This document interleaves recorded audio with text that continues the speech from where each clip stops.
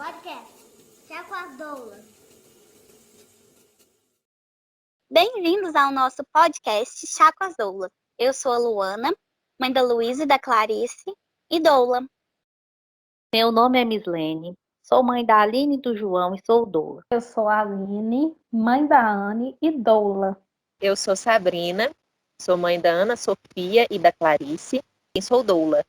Nós vamos iniciar um especial de episódios no nosso podcast em homenagem ao Agosto Dourado.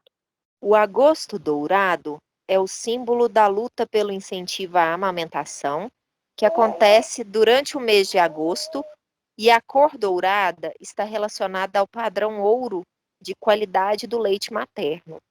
Hoje nós temos a honra de receber uma convidada muito especial e muito capacitada no assunto amamentação, que é a Eliane Fonseca. A Eliane é fonoaudióloga e consultora em aleitamento materno. Esse episódio do nosso especial Agosto Dourado é a primeira parte da nossa conversa com a Eliane. Bem-vinda, Eliane. Muito obrigada por aceitar o nosso convite. Por favor, a gente gostaria que você se apresentasse e falasse um pouco sobre você. Também gostaria de agradecer o convite, fico muito honrada. Falar de aleitamento materno é sempre um prazer. Eu adoro falar de aleitamento materno. É o que eu faço, 24 horas por dia quase. Não estando amamentando, mas aconselhando e acompanhando quem amamenta. Então, eu trabalho com aleitamento materno há mais de 25 anos. Trabalhei no Hospital Júlio Kubitschek, aposentei tem 4 meses. Lá eu coordenava o Comitê de Aleitamento Materno, então trabalhava com aleitamento materno de segunda a sexta. Eu faço parte do Comitê Estadual de Aleitamento Materno. Eu faço parte do Departamento Científico de Aleitamento Materno da Sociedade Mineira de Pediatria. Eu sou membro da IPFAM. A IPFAM é uma rede internacional em defesa do direito de amamentar. Eu sou avaliadora do Hospital Amigo da Criança e sou tutora do método Canguru. Então, trabalho atualmente, depois que eu aposentei, nós montamos uma consultoria e agora sou consultora em aleitamento materno. Eliane, fala um pouquinho da importância do colostro no início da amamentação, logo depois do parto. Uhum. Então, uma coisa importantíssima, as gestantes já estarem sabendo da importância do contato pele a pele na primeira hora. E sempre lembrar que é contato pele a pele, não é pano-pele. E é por no mínimo 1 hora, ininterrupto de preferência. Então, assim que o neném nasceu, se estiver tudo bem com o neném e com a mãe, deve ser colocado em contato pele a pele e deixar esse neném em contato pele a pele, que para ele é o melhor ambiente, é aquele ali. O fato de estar em contato pele a pele com a mãe aumenta a produção de ocitocina na mãe, a mãe fica quente, então não tem nada que esquenta mais o neném que o contato pele a pele. E quando o neném, quando a mulher tem trabalho de parto, tem um aumento da ocitocina, que é o hormônio que faz sair o leite, mas é o mesmo hormônio que contrai o útero para a placenta sair. Então, a mulher está com um boom de ocitocina, assim, ela está encharcada de ocitocina, por isso que a gente fala que é o momento que a mulher se apaixona pelo filho. A gente sabe que durante a gestação a gente já vai apaixonando pelo filho, mas na hora que o neném nasce é uma coisa assim que a gente não explica, como é que é importante isso. E o colostro é esse leite dos primeiros dias. Normalmente ele é produzido em pouca quantidade, porque o neném precisa de pouca quantidade para nutrir ele. Então, o estômago do neném é muito pequenininho. Então, quando o pessoal aperta o peito e fala assim, tá saindo só uma aguinha. Não é água, é um leite muito forte. Normalmente, em criança, em neném de risco habitual, neném que nasceu no tempo certo, que tem mais de 2,5 kg, que a mãe não teve nenhuma complicação, não teve diabetes, o neném também nasceu sem risco nenhum, o colostro normalmente é 7 dias. E em prematuro, um neném que nasceu antes de 37 semanas ou menor que 2,5 kg, olha como é que a natureza é perfeita. O colostro é de 30 a 45 dias. Por quê? O colostro é o leite mais forte que a gente tem. É o leite que tem mais fator imunológico. O colostro ele é laxante, por quê? Porque quanto mais, no início, o neném mama e faz cocô. Porque quanto mais ele faz cocô, mais ele elimina a bilirrubina, que é o que pode dar icterícia. Então, assim, é muito perfeito tudo, a gente fala que é a primeira vacina que a gente dá no filho da gente, porque de tanto fator imunológico que tem no colostro.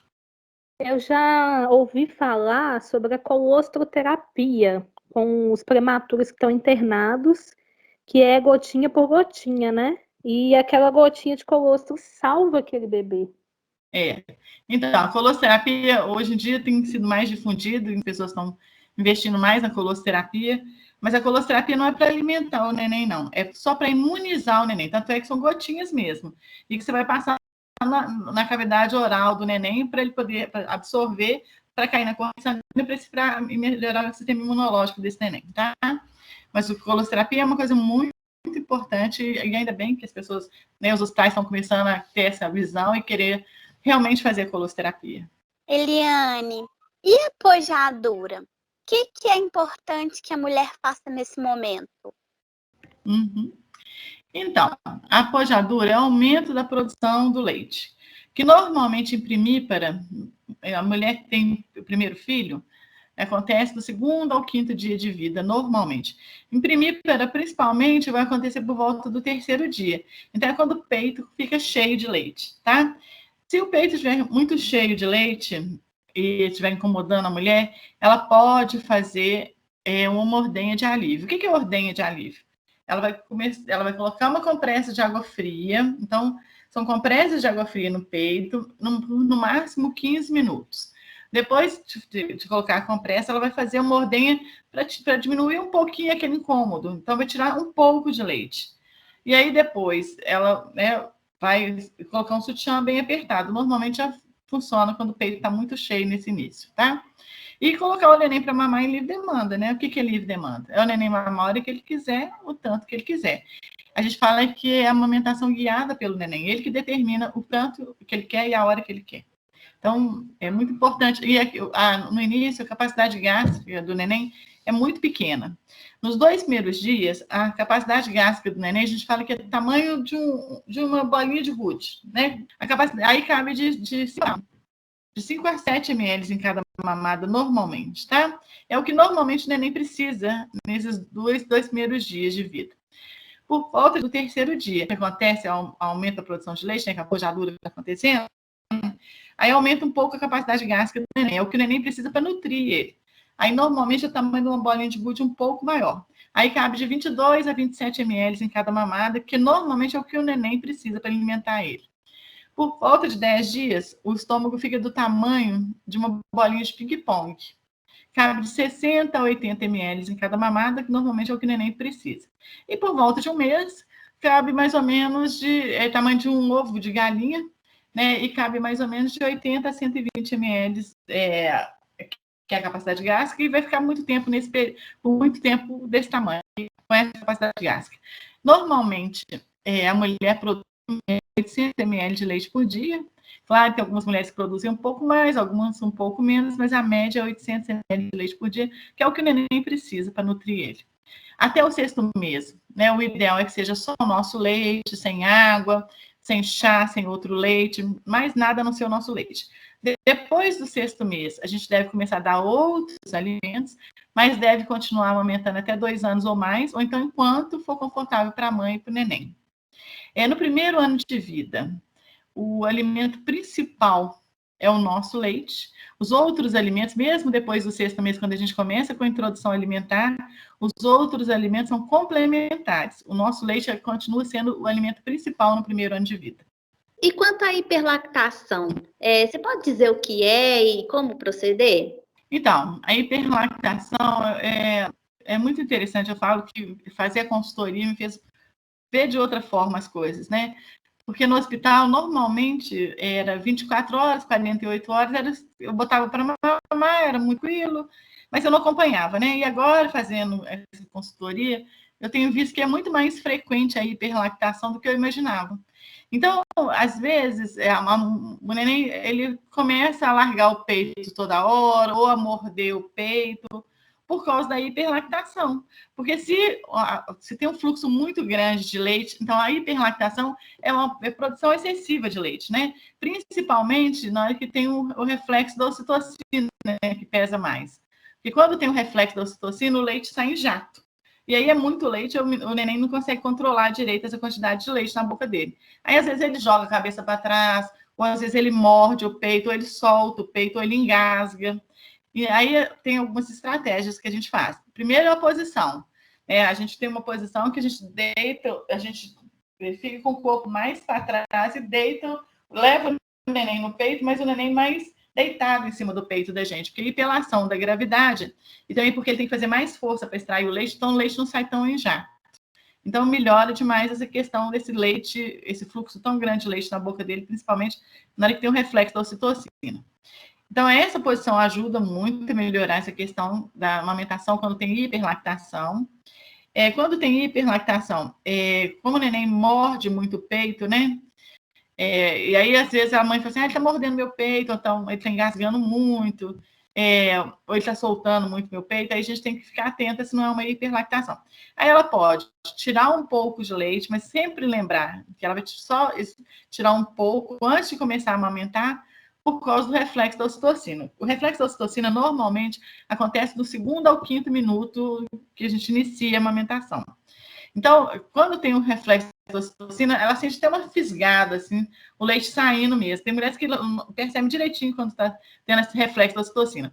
Então, vai muito leite E é na uma boca do neném. delícia, tá? Sentir esse reflexo, essas fisgadinhas, assim, é uma delícia, vou ser bem sincera. A gente se sente poderosa, assim, né? Se sente que está nutrindo bem seu filho. Realmente deve ser muito gostoso essa sensação. Eu já não lembro mais, tem tantos anos que eu não lembro quase nada. Eu lembro de algumas coisas, assim. Eu lembro das dificuldades, a gente lembra mais das dificuldades. Exatamente. Eu lembro quando eu estava no carro dirigindo com a Ana Sofia, chorando, o meu peito fincava muito. A gente vai lembrando que foi mais difícil para a gente, né? Então, assim, essa posição ajuda. Tirar um pouco de leite antes, porque ter o reflexo da ocitocina antes, assim. Aí, enquanto você está fazendo essa ordenha manual, já está, né, nesses 5 primeiros minutos, já normalmente acontece o reflexo da ocitocina, então não vai leite tão em jato. E controlar a quantidade de leite, você fazendo uma pega como se fosse um C. E aí é como se fosse fazer ordenha. Só que aí você mantém, você segura um pouco para poder sair menos leite. Então faz um C, mantém firme para poder sair menos leite naquele momento, tá? Mas é uma das causas, aconteceu desmame por causa da hiperlactação. Então a gente nem pensa nisso, né? Há pouco tempo, quando eu ainda estava lá no hospital, foi uma mãe lá no posto coleta do Hospital Júlio Kubitschek, e aí ela falou comigo assim, Eliane, eu vim aqui porque eu já estou desistindo de amamentar, porque não está sendo prazeroso. Minha menina morde meu peito o tempo inteiro, ela solta o tempo inteiro. Aí, quando eu fui ver, era hiperlactação, quer dizer, nós mudamos a posição, fizemos essa pega em C e segurou, já deu uma melhorada, ela parou, aí continuou amamentando. Então, assim, detalhes, né, que faz a diferença. Existe o famoso leite fraco, Eliane? Não existe leite fraco. O que pode acontecer normalmente? Normalmente pode ser que o neném esteja extraindo leite suficiente. Porque é muito raro, eu falo o seguinte, que a amamentação a gente tem aprendido, mas é uma coisa natural. Não é instintivo, igual nós imaginávamos, né? É aprendido. Então, a gente tem que partir do pressuposto que normalmente a gente vai produzir leite e que normalmente o neném vai mamar. É muito raro uma mulher não ter leite suficiente, é muito raro o neném não mamar. Mas então, por que falam tanto do leite fraco? É porque o neném, primeiro que o nosso leite faz digestão mais rápida, a gente compara até o nosso leite a uma salada, é super rico, mas faz digestão rápida. E a fórmula, né, que é os leites de latinha, é super pesada, a digestão é mais lenta, porque normalmente é leite de vaca. Então, do que é feita a fórmula? Né? É leite de vaca na maior parte das vezes. Quando não é leite de vaca, é leite de cabra, quando não é leite de cabra, é leite de soja. E como, né, o leite de vaca, a proteína é muito pesada, demora mais tempo para fazer digestão. E aí, como o nosso leite faz digestão mais rápida, talvez assim, a mulher pode ter essa sensação que o neném quer mamar toda hora e por isso que o leite está fraco.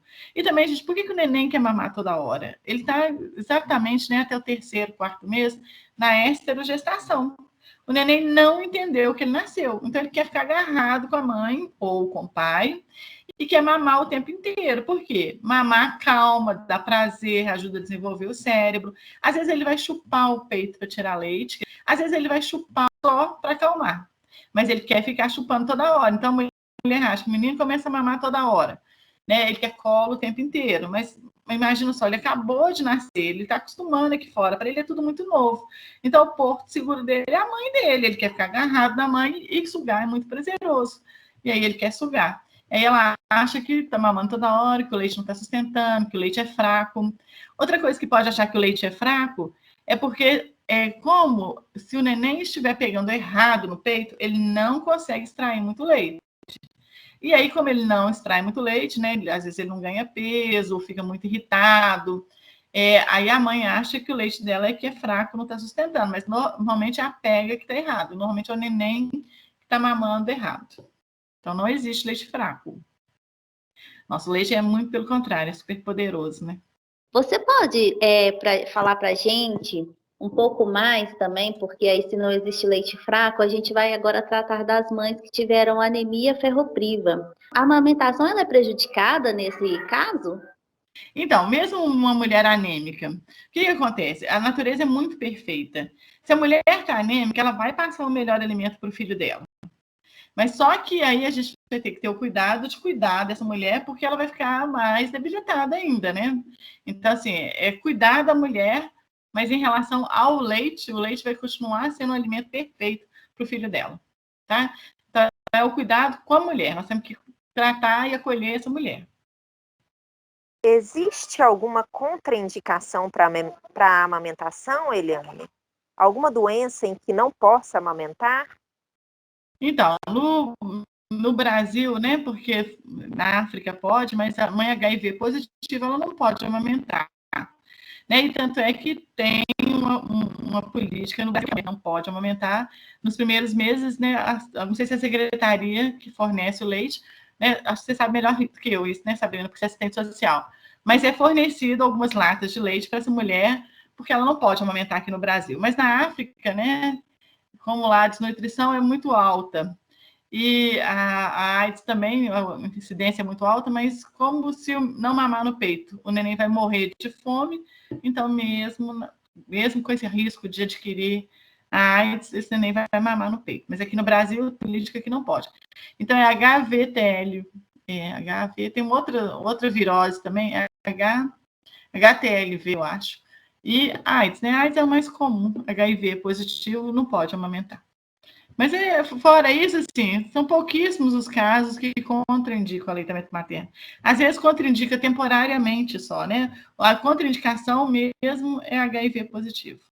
E HTLV, eu acho que é HTLV. É uma outra virose. Mas que no Brasil não é tão frequente. Nem no caso de mãe que usa droga não tem contraindicação mais, né? A mãe que está internada no hospital, o ideal é que ela amamente o filho dela, porque primeiro que vai passar pouco colosso, mas o colosso é muito importante, então a quantidade de substância, né, tóxica no leite dela vai ser pequena, porque o colosso vai ser pequena quantidade, e a questão do vínculo, né, que essa mãe vai criar com esse neném é muito grande, então é melhor que ela amamente, é custo-benefício, a gente vai dosar. Se esse neném estiver correndo um risco muito grande, aí vai ter que ver se realmente vale a pena amamentar. Se essa mãe ficar drogada, como é que ela vai cuidar desse neném? Né? Então, assim, tem toda essa questão, não é só do que passa no leite, não, mas como é que vai ser esse cuidado se essa mãe estiver muito drogada? Então, assim, mas a princípio, no hospital, a conduta é amamentar. É o que o Ministério da Saúde fala. É claro que essas mães usuárias de droga, a gente tem que... É muito polêmico ainda, né? A gente tem muita resistência. As pessoas, às vezes, contraindicam o aleitamento materno logo que o neném nasce e não tem que contraindicar. Porque até o fato de ficar em trabalho de parto já vai diminuindo a quantidade de droga no leite, né? Então, na hora que o neném vai mamar, a quantidade de droga no leite é pequena, então normalmente não vai causar um dano tão grande. Tem poucos casos, acho assim, de intoxicação pela droga na literatura, eu acho que é um caso só. Então, assim, só. Então, assim, durante o tempo que está no hospital, deve amamentar e depois, quando ganhar alta, vai ser aquela questão de custo-benefício, né? Como é que essa família ou essa mãe vai cuidar desse neném, principalmente quando ela estiver usando a droga, né? E se ela usar a droga, ela tem que ficar um período sem amamentar. Porque às vezes a gente sabe que, né, maconha é uma droga que é ilícita, mas não é tão comum, né? Então, principalmente na classe alta, assim, se usar, né, a gente sabe que usa, só ficar um período sem amamentar, mas eu não sei quanto tempo. Eu teria que olhar, porque tem o tempo certo que tem que ficar sem usar, sem amamentar, tá? O álcool também, se for amamentar, o ideal é tirar o leite antes, já sabe que vai sair, que vai comemorar o ano novo. Então, já sabe que meia-noite vai estourar lá champanhe, que, né? Então, antes tira o leite, congela o leite ou deixa na geladeira. E aí, no período que a pessoa estiver bebendo e pós-bebida, tem um período certo, aí ela vai ficar sem amamentar nesse período. Se o neném quiser amamentar nesse período, vai usar o leite que ela ordenhou antes de beber. E aí depois vai amamentar normalmente. Então, tem que avaliar o custo-benefício, igual qualquer outra droga, né, Eliane? Isso. Se você beber, você não pode amamentar naquele período que você bebeu. E também que tem que ver como é que vai ser para cuidar desse neném, né? Tem tudo isso, porque não é só a bebida. Se você ficar de fogo, como é que você vai perder um pouco os reflexos? Como é que você vai cuidar do neném? Então, é tudo pensado, né? Mas se por acaso a mulher quer muito tomar uma champanhe, né? Um espumante no Réveillon. Então, é só ela se programar. Ela tira o leite antes, deixa na geladeira, arruma alguém para cuidar desse neném, né, no período que ela estiver bebendo. Ela vai ficar, depois que ela beber, ela vai ficar algumas horas sem poder amamentar e depois volta a amamentar. Mas, assim, eu acho que o ideal seria não beber, mas também a gente sabe que a gente já fica privado de tanta coisa, né? Se é uma coisa importante para você comemorar o ano novo, então que você se programe. Eu já tive casos assim, né? A gente tem um grupo de mães e de vez em quando tem uma pergunta desse, posso beber? Como é que é? Eu queria comemorar o ano novo. Elas também Não, merecem. e a gente tem que ter, olha, depois que eu estou fazendo consultoria, o que eu tenho visto? A gente tem que cuidar muito das mulheres, porque na verdade não é fácil, né? A gente sabe que isso é muito puxado, é muito cansativo, é um período de realmente que a gente fica por conta do filho. Então, assim, a gente tem que ter uma boa rede de apoio. Isso é fundamental. Hoje, além de saber, né, de estar bem orientada, porque se você está bem orientada, tem como tomar decisões muito mais, assim, muito mais precisas, né? Porque você sabe da importância que é amamentar. Mas, além de ser bem orientada, orientação é uma coisa muito importante, a gente tem que ter uma rede de apoio boa, porque não é fácil. Se você tem, né, a família te apoiando, o parceiro te apoiando, então é muito mais fácil você passar por esse início que é muito puxado. E tem que tirar um tempo para a mulher mesmo, fazer uma unha. Isso. A gente está em plena pandemia, é mais complicado, mas tomar um café, né, sair para conversar um pouquinho, faz diferença, né, para essa mulher, porque é uma privação de muita coisa mesmo, né? Ela precisa de ter um tempinho para ela, faz toda a diferença. Isso. E é interessante como a sociedade cobra que essas mulheres precisam, elas têm, é uma imposição. E, na verdade, não é uma escolha, porque quando você busca informação, que você busca conhecimento, que você se coloca ali dentro daquilo que você dá conta de fazer, fica mais leve, né? Quando você tem essa rede de apoio que pega para você ir no banheiro, para você tomar um banho mais demorado. É importante ter isso, porque parece que nesse momento perde-se a identidade, né? Perde-se toda a essência da mulher, fica de lado e aí é exclusivamente mãe. Mas ainda existe a mulher ali e ela precisa de atenção. E se essa mulher não estiver bem, a mãe também não vai estar e não vai conseguir ter o cuidado, né? Eliane, você pode explicar para nós um pouquinho sobre a frenectomia? A frenotomia é o corte na linguinha. Então, é o pique que eles falam que dá na linguinha. O que acontece? É muito raro. Hoje em dia, tem essa lei que era para todos. Assim, o neném nasceu, já era para ser feito o exame para ver essa questão do freio da língua do neném. é uma lei, mas que ainda não funciona, assim, né? Não é uma lei, é obrigatório, mas ainda não está em prática, né? Nas maternidades.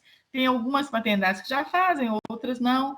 Não é só a fono que deve fazer, então é a equipe toda, tem que ser capacitada para avaliar o freio lingual. Então, se esse freio realmente estiver interferindo, o ideal é a gente acompanhar por um tempo, ver se realmente está interferindo na amamentação, e aí, então, faz a frenotomia, que é cortar o freio da língua.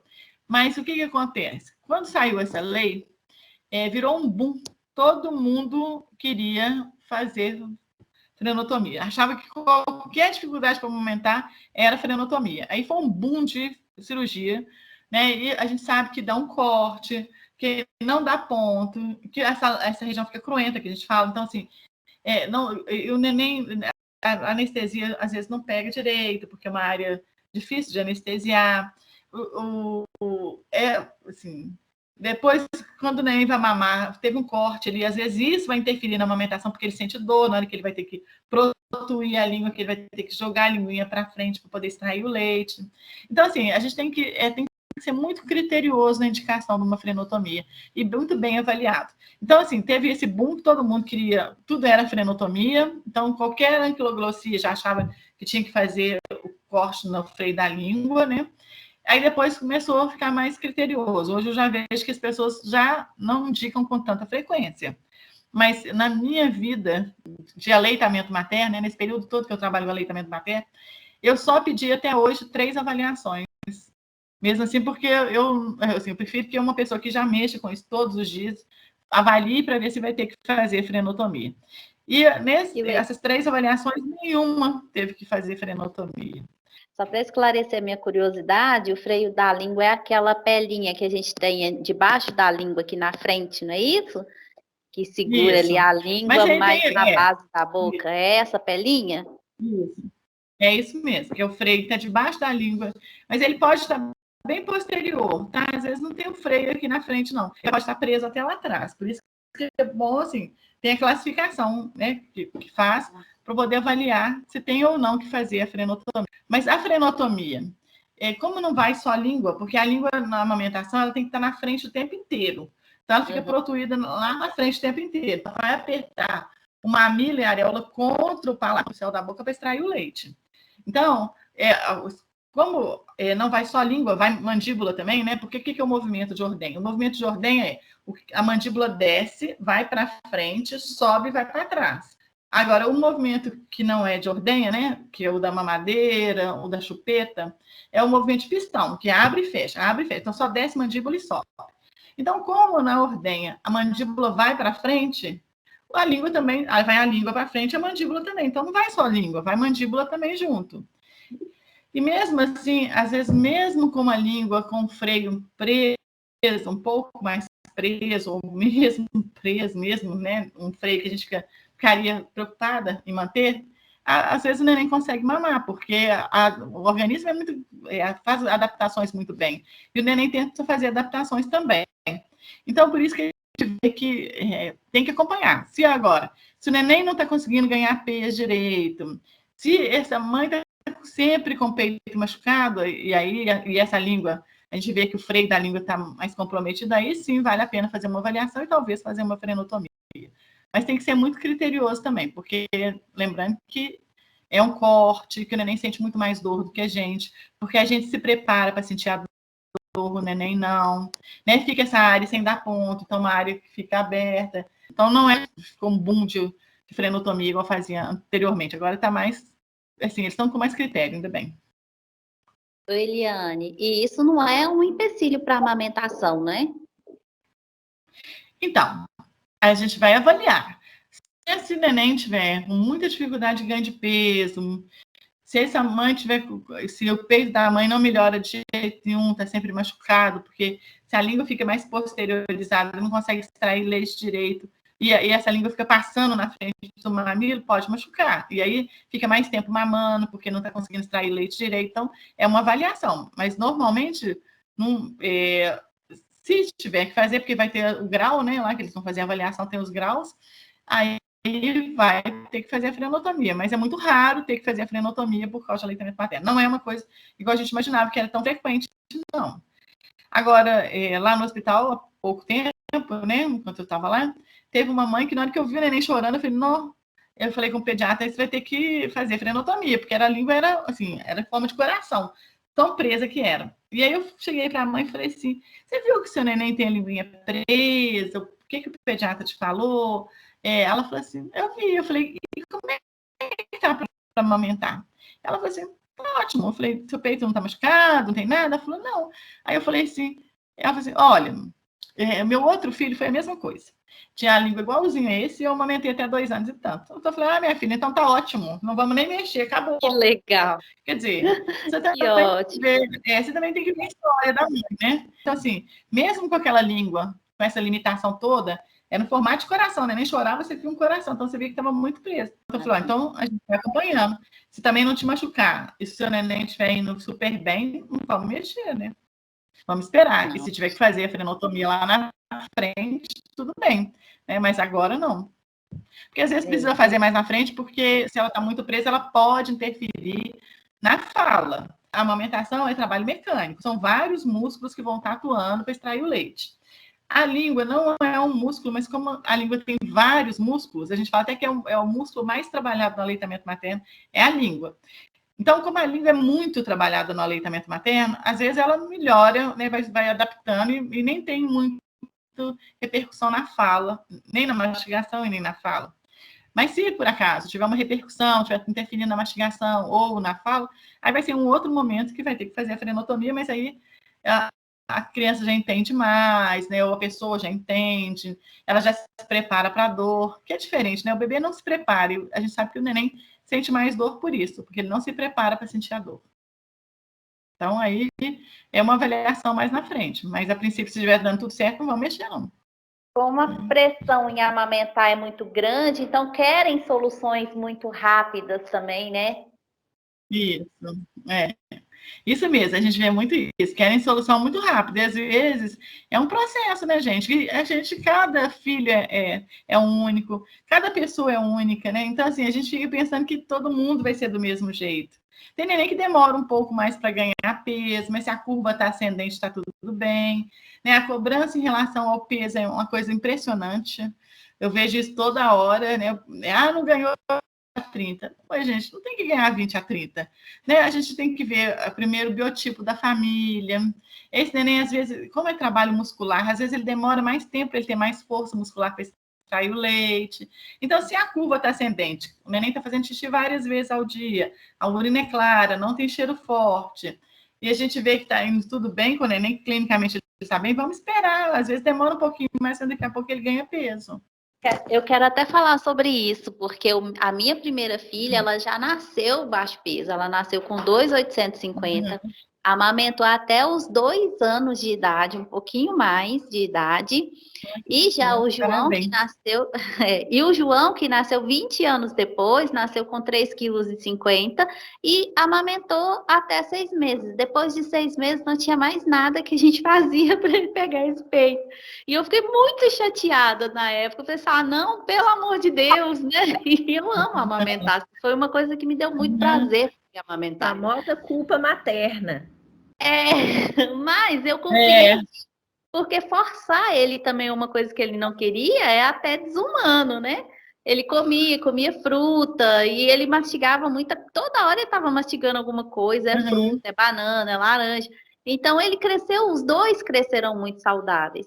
E a minha filha, até hoje ela é muito magrinha, mas ela sempre foi muito saudável. Ela é muito do alimento cru, as verduras, ela não come carne. Então, a alimentação dela já é mais de baixo valor calórico, digamos assim, né? Então, é porque também tem o biotipo da pessoa, né? Então, a gente tem que levar em consideração isso também. E não a gente tem esse modelo, né? Que neném tem que ser gordinho. E neném não tem que ser gordo, ele tem que ser saudável, né?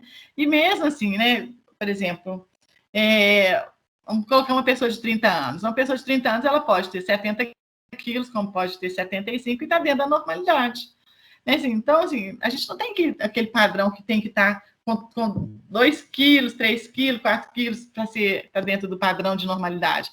Assim, a gente pode ter um pouquinho mais gordinho, um pouquinho menos gordo, para ter todo mundo dentro do padrão, né? E é uma cobrança que esteja todo mundo ganhando de 20 a 30. Não existe esse 20 a 30. Não, e eu fui cobrada muito. Eles me falaram, ainda mais que eu fui mãe aos 17 anos, falavam que eu não dava comida para ela, que eu não estava cuidando dela direito. Tanto as vizinhas, ia na pediatra e perguntava o que ela come. Aí eu falava, olha, ela come assim, come assado, come isso, come aquilo. Aí as pediatras estavam assim, não, desse jeito ela nunca vai ganhar peso mesmo, porque ela só come coisas mais natural, mais, né? E eu costumei dar açúcar para os meus filhos e tal.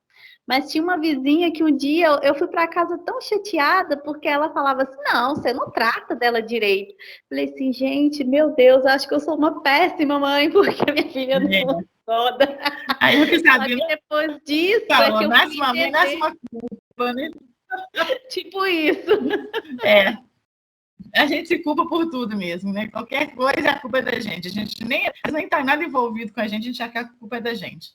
Mas, assim, é porque o padrão de cobrança, eu vejo muito isso. Nossa, agora, como eu vejo, como que as pessoas cobram esse ganho de peso. A mãe já vai para o consultório, a primeira coisa que ela quer ver é quanto que o menino pesou. Ela não quer nem ver se o menino clinicamente está bem, quer saber quanto que pesou, porque todo mundo cobra a questão do peso, né?